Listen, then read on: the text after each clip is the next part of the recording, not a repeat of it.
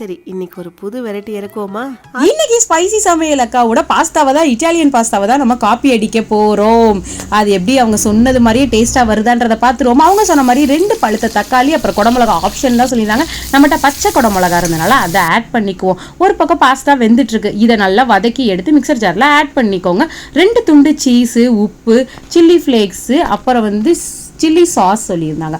எல்லாத்தையும் தண்ணி ஊற்றாமல் அரைச்சி எடுத்துருங்க. அதுவே சூப்பரான பேஸ்ட் ஆகிடுது.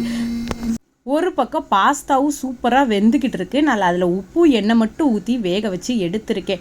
பாஸ்தாவும் ரெடி ஆயிடுச்சு. இந்த பக்கம் எல்லாமே ரெடி ஆயிடுச்சு. இப்போ கடாயில் பட்டர் 2 டேபிள் ஸ்பூன் போட்டு குட்டி குட்டியாக நறுக்கி வச்ச பூண்டு, பெரிய வெங்காயம் 2 ஆட் பண்ணி நல்லா வதக்குன்னு வதக்கி எடுத்துருங்க. எடுத்ததுக்கப்புறம் பார்த்தா நல்லா கோல்டன் ப்ரௌனில் நிற்கும்.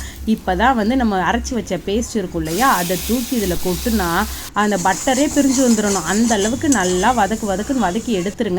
இப்போ நம்ம வேக வச்ச பாஸ்தாவை தூக்கி இது தலையில் கொட்டிடணும். கொட்டிட்டு பாஸ்தா உடையாத மாதிரி குலையாத மாதிரி நல்லா முன்ன பின்ன பெரட்டி விட்டுருங்க. பெரட்டி விட்டதுக்கப்புறம் அம்பிடுத்தான் டிஷ்ஷே ரெடி ஆயிடுச்சு. இது செய்யவே 10 நிமிஷம் தான் ஆச்சு. டக்குன்னு ரெடி ஆயிடுச்சு. அந்த சீஸ் எல்லாம் உருகி வேற லெவலில் வந்துட்டு இருந்துச்சு. காரத்துக்கு அவங்க சொன்ன மாதிரியே வெள்ளை மிளகுத்தூள் ஆட் பண்ண சொன்னாங்க. நானும் வெள்ளை மிளகுத்தூளே ஆட் பண்ணிக்கிட்டேன். என்கிட்ட கருப்பு மிளகு வேற கொஞ்சோண்டு இருந்துச்சா, 2 சேர்த்து ஆட் பண்ணுவோம் அப்படின்னு சொல்லி ஆட் பண்ணிட்டேன்.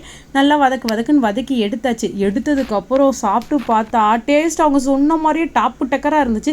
பட் ஆனால் சீஸ் அரைச்சி போட்டனால நம்ம கொஞ்சம் பாத்திரம் அடி பிடிச்சது. சிம்பிளே வச்சு ட்ரை பண்ணால் சூப்பராக தான் இருக்கும். வேறு எந்த டிஷ் ட்ரை பண்ணலான்றதை மறக்காமல் கமெண்ட் செக்ஷனில் சொல்லிட்டு போங்க.